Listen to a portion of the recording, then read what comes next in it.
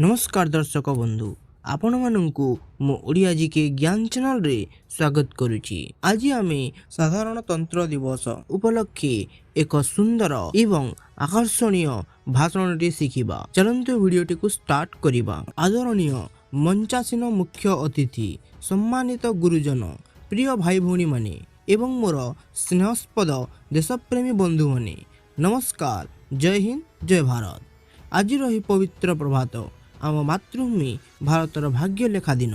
यह केवल एक तारीख नुहे, यह हेउची आम स्वाभिमान स्वाक्षर, आम स्वाधीनतार महाकाव्य, आम गणतंत्रर अमृत घोषणा। 1950 जनवरी 26 से दिन भारत निजकू एक सार्वभौम समाजवादी पार्थिव गणतांत्रमक देश भावे परिचय कराइथिला। से दिन आम संविधान केवल एक आईन पुस्तक नुहे, बरं गरीबर आशा, निर्बलर शक्ति एवं समस्त भारतीयंक अधिकार दीपशिखा होई उठिथिला। एही महान संविधान शिल्पी डॉक्टर भीमराव आंबेडकर जे कलम द्वारा विप्लव लिखिथिले, जे शब्द द्वारा समानतार दीप जलाइथिले, तांकर स्वप्न थिला एक एमिति भारत जेउठारे जन्म नुहे योग्यता मूल्यवान, जेउठारे धन नुहे मानवता महान। भाई और भौणी माने गणतंत्र माने केवल भोट देवा अधिकार नुहे, गणतंत्र माने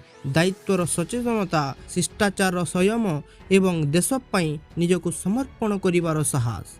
आम भारत एक इंद्रधनु, जेउठारे विभिन्न भाषा, विभिन्न धर्म, विभिन्न संस्कृति एकतार सूत्र रे गठित। एही एकता ही आम शक्ति, एही एकता ही आम परिचय। आज आमे जे स्वाधीन आकाश तले निश्वास नेउछु, सेही आकाश तले लक्ष लक्ष स्वाधीनता सेनानी रक्तर मूल्य लुचिची। भगत सिंह को हसी, सुखदेव को साहस, राजगुरु को बलिदान आम पाई चिरस्मरणीय दीपशिखा। प्रिय छात्र छात्री माने, आमे ही आगामी भारत निर्माता। बहिरे नुहे मनरे देश को बसाओ, कथारे नुहे कार्य देश प्रेम देखाओ। सत्य, श्रम और सेवा एही तीनिटी हेउची भारत मातांक सर्वोत्तम पूजा। आसंतु एही गणतंत्र दिवस रे आमे संकल्प नेबा, दुर्नीति को ना, अन्याय को ना एवं अज्ञान को ना, सत्य, समानता और भाईचारा को। हाँ, शेष रे मु एतिकी कहिबाकू चाहे, भारत केवल एक भूखंड नुहे, भारत हेउची एक भावना,